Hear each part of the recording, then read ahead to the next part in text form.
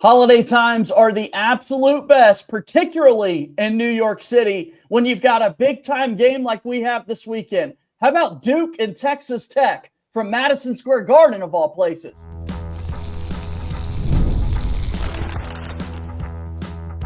You are Locked On Texas Tech, your daily podcast on the Texas Tech Red Raiders. Part of the Locked On Podcast Network, your team every day. Everybody, welcome into another episode of the Locked On Blue Devils and Locked On Texas Tech podcast. We've got for you today a special Locked On College crossover heading into the weekend with the premier basketball game coming up on Saturday, 8 p.m. Eastern on ESPN between Duke and Texas Tech. From Locked On Blue Devils, my name is JJ Jackson. On the show with me today, I've got Chris Level from Locked On Texas Tech getting set for another super exciting basketball game between these two teams. Chris, we were just talking before we got started, man, and there's just nothing quite like these premier non-conference basketball games before you jump into a conference play and kind of set yourself up for the tournament runs. Hope you're doing well, man. Yeah, I appreciate you saying that, JJ. Thanks for joining me and letting me spend some time with you on this. Yeah, and this is actually, I think it was the December game before Christmas in 2018. Yeah, I was in the Garden with these Red Raiders, and that was when Zion Williamson and a bunch of no names like that were running around wearing a Blue Devil uniform. Jimmy Butler was sitting like I do the radio for Texas Tech, and Jimmy Butler was sitting like 5 seats down and over to my right, and I'm like, there's a lot going on here, man. These are. I'm still kind of in football mode, and yet there's so many major basketball games that have been played over the last month to 6 weeks. It's almost like I feel like I've missed so much of it. But these tell the tale of your resume and what it's going to look like, how much leeway you have in your conference race, and are you trying to get a 1 seed? You trying to just get into the tournament? I mean, what's it going to look like? But these are the matchups that large in part kind of put you into the top 16, and like, do you get geographic preference when the bracket comes out or not? I mean, so and I know Duke's rolling right now, and I hope that Texas Tech can do their part Saturday night, because they are a wounded team right now. They're trying to get some guys healed up. Not great defensively at all, and it's not necessarily been what everybody had hoped it would be to this point. But I'm trying to remind everybody, it's a long way to go. Tell me about. Been 11-0 expected. I mean, I know how it is in Durham now. I know they expect to be in a Final Four every single year. No doubt. I mean, this is the best start that Duke has had under John Shire. Typically, there have been some hiccups that have come along the way so far, but it's a Duke team that's already been tested with wins over Florida and Michigan State, Arkansas, a common opponent that both Texas Tech and Duke have kind of gone up against. Most recently, though, it looks like Texas Tech and Duke found themselves kind of in the trap game scenario where Duke wasn't too thrilled at all with their performance earlier this week against Lipscomb. And then the same night, you're scoreboard watching, and it's like, what in the world is going on with Texas Tech and Northern Colorado? Chris, it almost feels like we saw two teams that are lucky to get out of there with wins, and we're more so excited about what's to come with this matchup we've got on Saturday. Yeah, and you know this, but it's this time of year. There's a lot of distractions, trying to keep kids focused. All kinds of things, and like you have an eye on some of these premier games. There's these home guarantee games, if you will, that your fans want to see your team play and all those things. But I don't know. It's just it's a different time, and it's just hard to. But I was doing TV for the game between Texas Tech and Northern Colorado, and I was like, does everybody win free tacos? The first team that gets to 100 points? Because somebody ought to get something for watching this defense optional game right now, because nobody could get a stop. There was some big-time shot making in that game, but I was like, is everybody here? I mean, be where your feet are, is the old saying, right? And again, are you looking past that to Duke? Are you looking at Christmas? Are you looking at conference play showing up? Are you worried about who's not playing for you that particular night. Not sure where the Red Raiders were, but I was surprised. I mean, the Lipscomb final score, it's a 24-point win, Right. but I guess there was some stretches in that game, like the first 10, 15 minutes, just not exactly. I mean, take me through that. Yeah, I mean, it was just a 3-point lead for Duke at halftime, 48-45, and 16 first-half turnovers for Duke. It was the most turnovers they've had in an entire game, and they were able to compile 16 turnovers in one half alone, finished with 22 on the game there. So, yeah, just sloppy play. It's been a 10-day break. Every school is kind of going through the exam schedule and whatnot, and so it's a big high for Duke. I mean, emotionally, a win over Arkansas and Chicago, a last-second win against Florida at home. Then they go all the way up to East Lansing and knock off Michigan State back to back to back. Then a 10-day break, and it's, with all due respect to the Lipscomb Bisons, that's not a powerful opponent that's coming into Cameron Indoor. And so a bit of a letdown factor there early, just sloppy play kind of right out of the gates. Yeah, and again, I think you touched on. I think we're on the same page. Grant McCaslin after the game, like we're struggling on defense. I'm not going to sugarcoat it. This is bad. It's got to be better. It's not a scheme thing. It's an effort thing. And so anyway, we can get into each of these teams and some of the personnel and all those kinds of things. But I tell you what, I'd like to be 11-0. I can tell you that right now because going to Illinois. They are very good, and there was 15,000 plus in that venue, and it was you kind of came up just a bit short, didn't have all your pieces. You just got blitzed at Purdue. You had all your available options there. You just got blown out, and they made everything that night in the Bahamas. And then the Arkansas game, you just played 6 players, and you're not going to beat a team like that.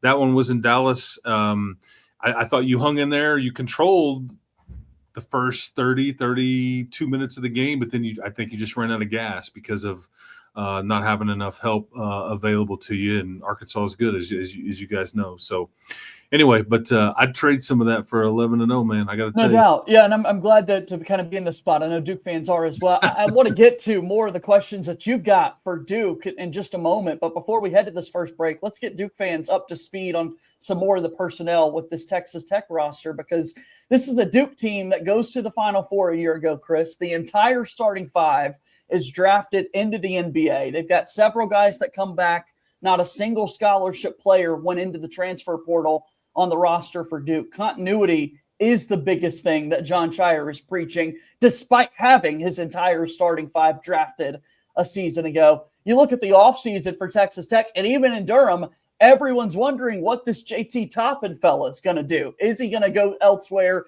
Is he going to start playing pro ball? And I tell you what, the season he's had so far, it's been hard for anybody out there to stop him. Yeah, obviously, as a Dallas Maverick fan, I'm glad that Cooper Flagg was drafted a year ago. I'm sorry that Cooper Flagg is having to play for a franchise that had Nico Harrison in charge for a bit. You trade away Luka Doncic. Don't understand. Not sure if I ever will. Okay. That is one of our favorite teams, though. When you've got Cooper Flagg, Derek Lively, Kyrie Irving. I mean, it's a Durham takeover there in Dallas. That's right. Need to get Kyrie back and healthy and all those things. Get some new leadership at the general manager position. Anyway, away we go here.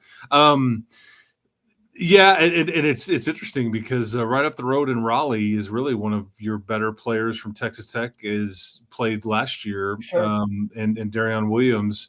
But they went to they have an unbelievable tandem in Christian Anderson and JT Toppin. And everybody knows about Cam Boozer and JT. These are 2 of the top players in the country statistically. Yep. You're starting to see some of the award watch lists right there. It's like these are top 2 amongst the top 15 in the country. Whether they stay that way or not, I don't know. But right now, can't be disputed. Christian Anderson is the other player that I would tell you, Duke fans, they need to know about. He's averaging close to 8 assists a game. He's a sophomore that was their 6th man last year. But that's really where it stops as far as continuity. It was that duo, and then you're going to build everything around that particular duo. And I think Darion Williams he looked hard at the NBA, and I think that was a a bit of a loss, but I think at the timing of it, Texas Tech kind of went a different direction because it's like, hey, man, you're going to go through the NBA process. We have to have an answer now. Turned out NBA process wasn't all that it was cracked up to be, and I think by the time that he'd kind of circle back, I think Texas Tech had spent their money. They were full, whatever. But then it equals Darion Williams and Raleigh playing for the Wolfpack now. So enter Lawan Watts, who is coming off of a career night. The other night he had 36 against Northern Colorado. Everybody scored the other night, but Lawan Watts happened to score the most. But he was the preseason Big 12 newcomer of the year, and he's thought to be that Darion Williams replacement. It hadn't always looked like that to this point, JJ, to be honest. But we're starting to see some glimpses. He hasn't always been healthy, but that's kind of where it starts and stops as far as like your trio.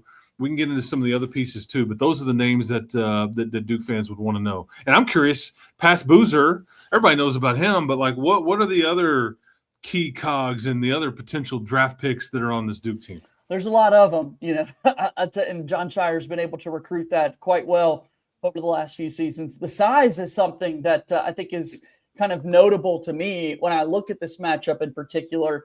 Duke was the tallest team in America last season, according to KenPom. They dropped 3 spots, Chris. So now we can only promote, being the 4th tallest team in America. But for the second straight year, there's not a single scholarship player on this Duke roster that is 6'5" or short. Everybody is at least 6'5". On this roster in the makeup there. So Isaiah Evans is the premier shot maker. He'll be a first-round pick in all likelihood after the end of the season. Patrick Gongba at nearly 7 feet on the interior replaced Kaman Malawach, who was a lottery pick a season ago. He's going to be there on the interior as well, next to Cam Boozer. And then at the guard spot, it's Caleb Foster, who's been around the block and now his junior season. So kind of excited to see how all of these pieces fit in the matchup against a school like Texas Tech, but the size piece is what I'm really curious about, because I look at the roster and I could see JT Toppin listed at 6'9", but there's not a whole lot of size beyond that, Chris.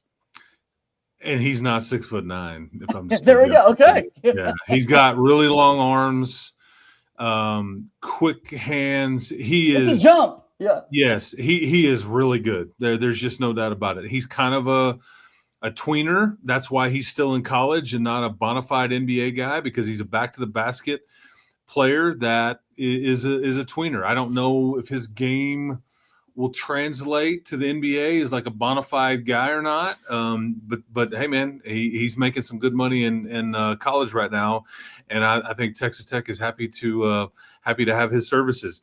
But that's the problem. And when you say that 4th tallest team in the country, it just so happens that Texas Tech's issues have been all their guys with size are hurt. There you go. It's just like they talk about injuries with programs and things. It's like you get a cluster at one particular position. Like all of this gets hurt, or like in football, it's like, man, every DB we got is getting dinged up, or every offensive tackle gets hurt, whatever. Well, it just so happens that this basketball team right now, you've got Mario Lekuntak, who is like 6'11". He played a handful of games. He's in a knee brace right now, limping around. Josiah Mosley hasn't played yet this year. He came from Villanova. He's originally from Texas, but he was thought to be this kind of 6'7", 6'8", like kind of guy you can spin up, spin down. He's quick. He's twitchy. He runs the floor. And he hasn't played yet because of a lower body injury that he suffered in the summertime. Then they have Luke Bamboye, who has been their starting center. He goes down against Northern Colorado late in the first half. He kind of went for a block shot and landed on somebody's foot. They've done an MRI. Don't know the results there, but man, I would not expect him to play.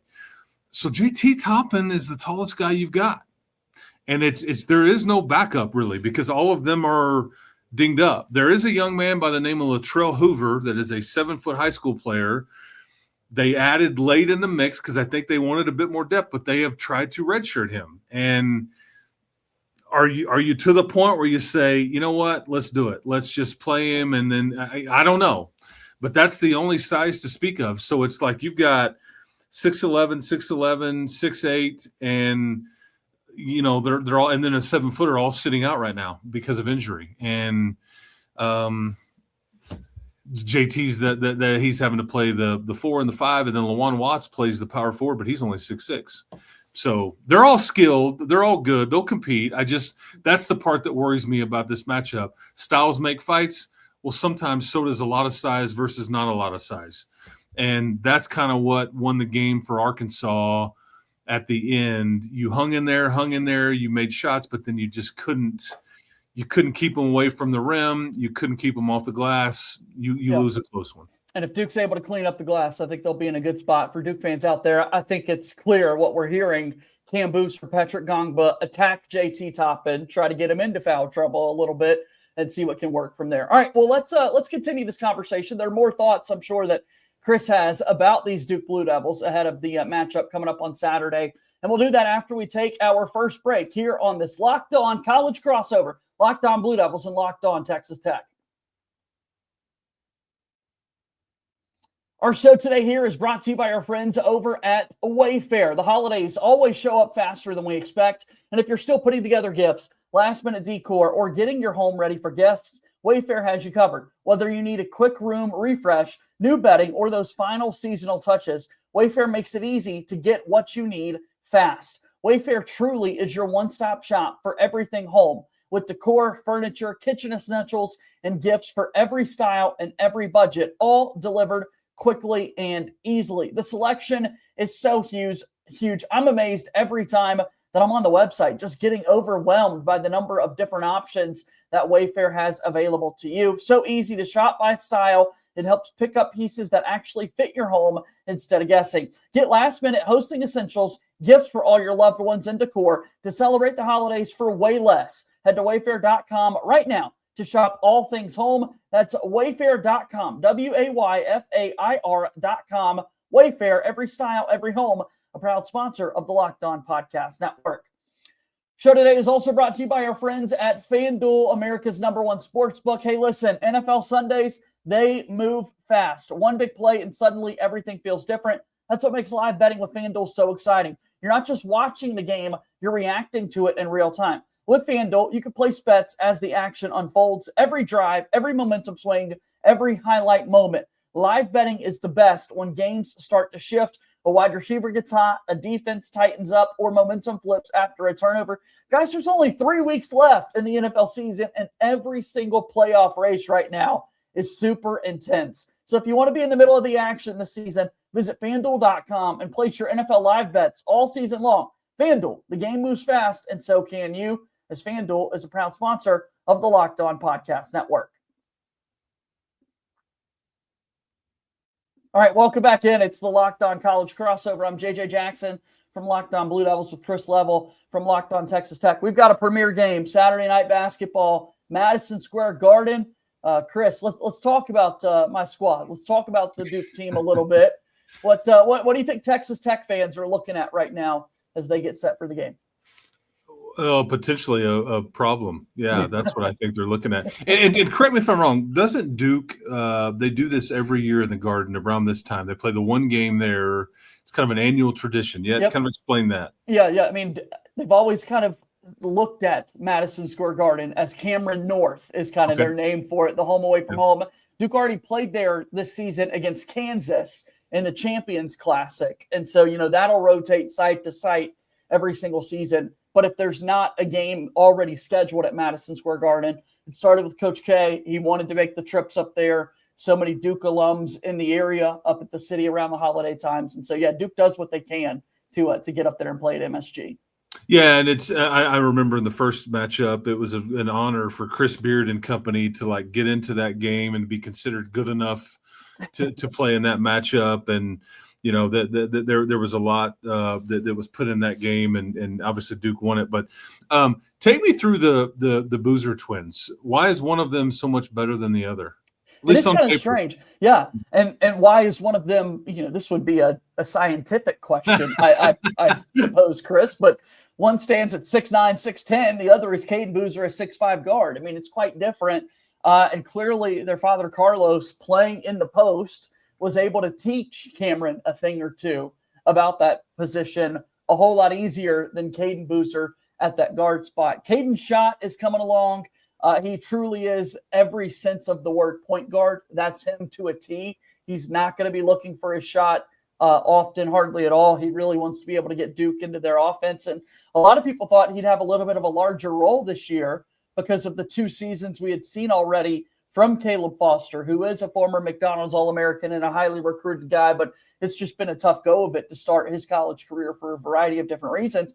But Caleb Foster's played so well, there hasn't been very many minutes out there sometimes for Caden Boozer. Duke's got 9 guys that will play. All 9 have played every single game. But yeah, it is kind of this weird dynamic that you've got such a signature twin. And then another one who's a 5-star. He was a McDonald's All-American. He is a really good basketball player, but he's just not his brother. Yeah, and there's nothing wrong with that. No, nothing at all. Yeah, it just means he's got a really good brother. How much of the loss in the Final Four last year stung from a standpoint, because like Ken Palm would have said that this Duke team last year was statistically one of the best teams in the last 25 years. Okay, statistically, otherwise. And yet you're right back at it. But how much was like, oh, we missed on? I mean, and again, that's what makes this sport so frustrating, also so beautiful, is that you just it's a one-shot deal, man, in some of these tournament settings. Yeah, an all-time offensive team. I already mentioned, the second time ever that a team has had 5 players drafted in the same draft that Duke was able to do with Kentucky there. And in the last 9 minutes of a Final Four game, Chris, Duke made 1 field goal. I mean, it was a Cooper Flag corner 3, and that was it. Duke couldn't inbound the basketball at the very end for whatever reason. They had a 6-point lead with 30 seconds to go. Like, I know it still eats away at Jon Scheyer, who with the win against Lipscomb earlier became the fastest head coach in ACC history to get to 100 career wins. He had the record tied Brad Stevens and Brad Underwood with 89 wins for the most wins of any Division I head coach in their first 3 years, which is super crazy considering you're following Mike Krzyzewski and the expectations I would that agree. could be there and whatnot. But I mean, yeah, it's a loss that I know Coach Shirer's never going to get over. I'm never going to get over. I'm sure some of the players aren't as well. But I mentioned not a single scholarship player went into the transfer portal. The guys that didn't get drafted, even ones that were buried on the bench, wanted to come back and still be a part of Duke. They've clearly been motivated. You've seen it night after night. So it's been awesome to kind of have them back, in the Caleb Foster, Isaiah Evans, Malik Brown, those guys coming back and playing big roles. Yeah, and unfortunately, I know too much about giving up leads. I think led Florida in the Elite Eight in San Francisco. A couple minutes to go, had a pretty good little lead, and then just couldn't get to the end. Gets away from you, yeah. That's right. Sports, man. Nothing like it. With the personnel changing so much, namely the starters, and then new pieces entering into the equation, the freshmen and everything. Are there some, because these teams all change year to year so much, regardless if you have some retention or not, there is a new collection of players that are going to play.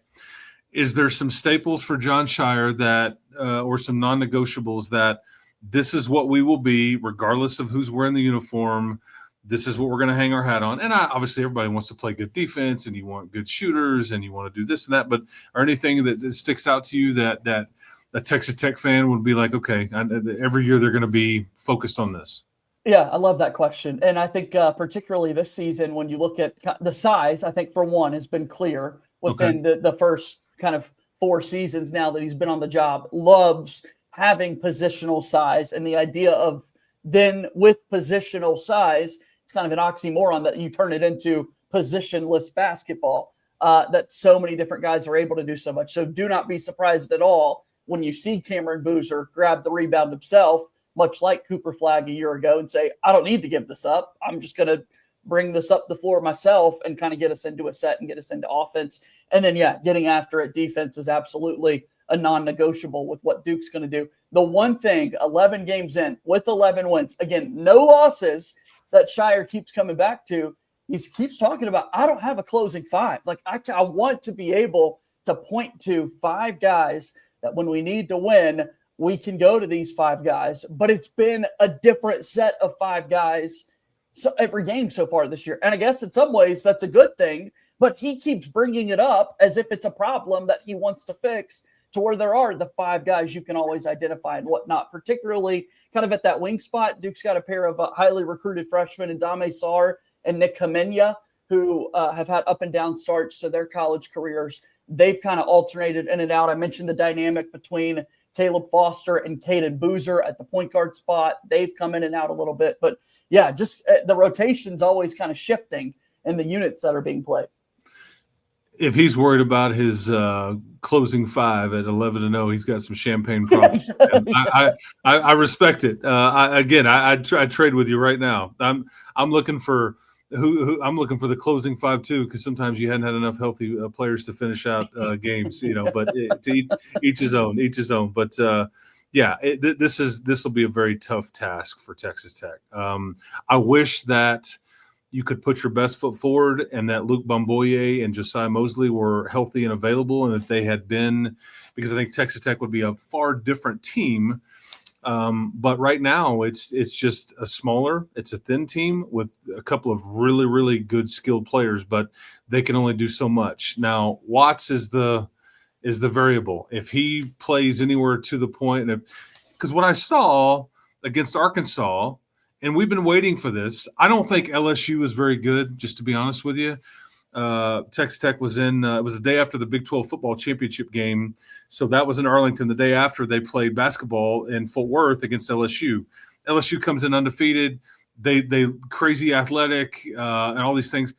Texas Tech played one of their best games, but I think some of that had to do with Texas Tech's effort, but LSU wasn't very good. Then I see Arkansas, a better version of LSU, more tested and as deep and as talented, some undisciplined. If I don't, if you don't mind me saying that, John Calipari he lets the horses run, if you will. Doesn't necessarily correct them in a way. But what I see with Duke is structure. I see discipline.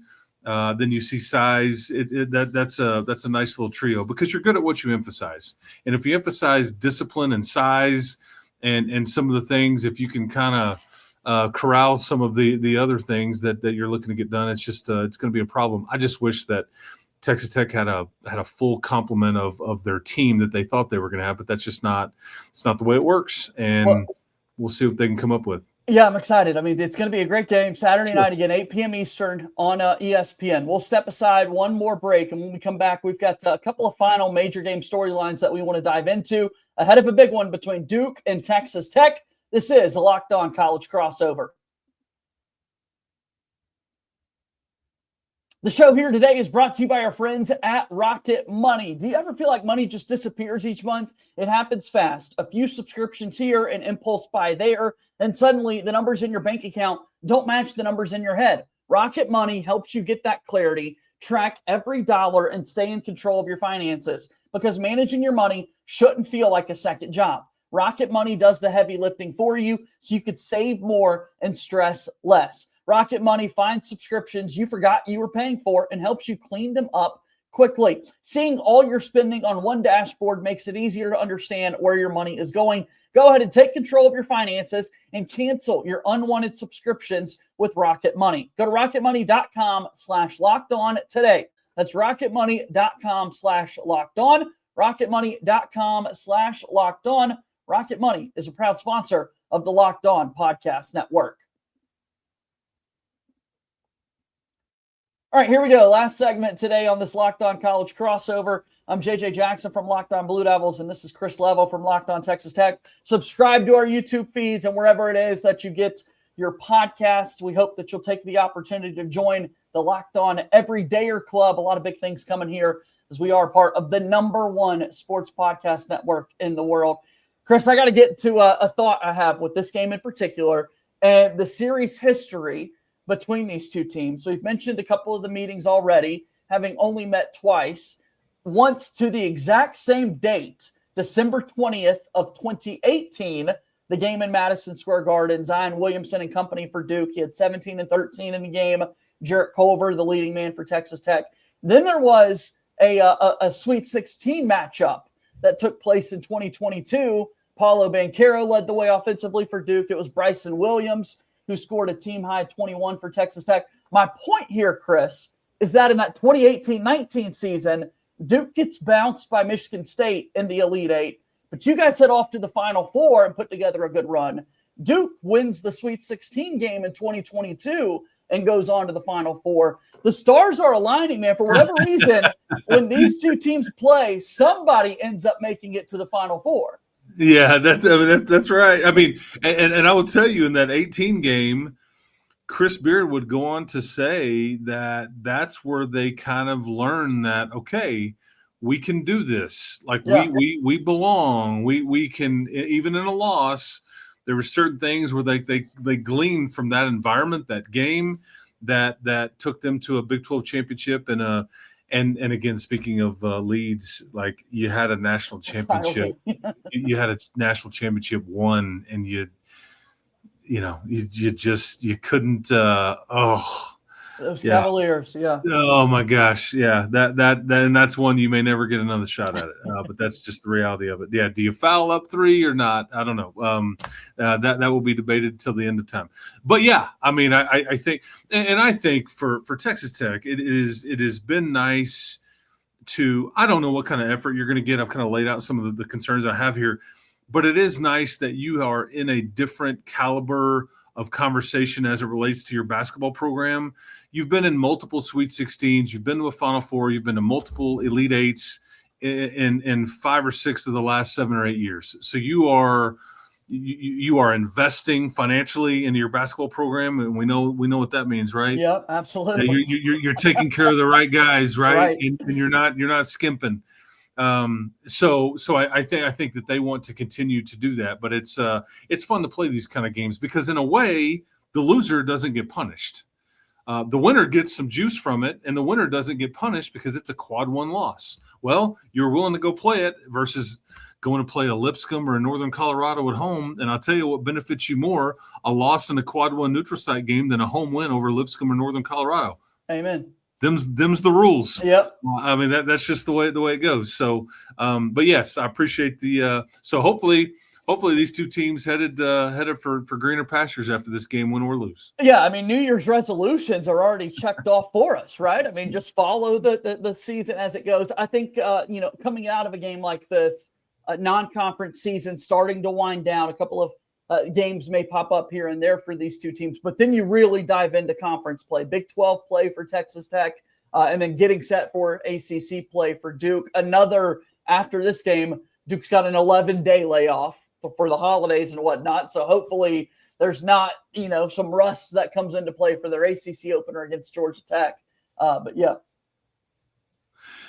Tell me who the contenders in the ACC in your mind, like give me 2 or 3, 4 that will contend with Duke for the ACC crown. Louisville's been awesome the last year since Pat Kelsey got there and turned it around. And, I think that's a team that is going to give Duke – they play them twice this season. It's going to be premier matchups that people want to see. And then I hate to say this, Chris, but I think the Tar Heels are starting to figure some things out, Yeah. And Hubert Davis is starting to prioritize some high-level freshmen and going after the top guys there. So I think North Carolina is going to be there. And then that Virginia team, they're off to another. So I think those are kind of the top 4 that have really separated themselves so far. Yeah, and in the Big 12, because like Texas Tech is going to have – they have Duke, obviously, Saturday night. Then there's 2 games, and then against Winthrop and against Oklahoma State to open up conference play. But then their first road game in conference is at Houston. Ooh, yeah. I mean, so it just gets real in a hurry. But like the Big 12 is because I think Arizona has been an interesting story. They are a fire-breathing dragon right now, and they're hardly making any threes. Yeah. They're just punishing teams on the glass and in the paint and all that. You want to talk resumes? Look at the Arizona Wildcats. Yeah. What 4 or 5 right. top 25 wins already? Yeah. Iowa State, just the Purdue team that I mentioned that just handled Texas Tech.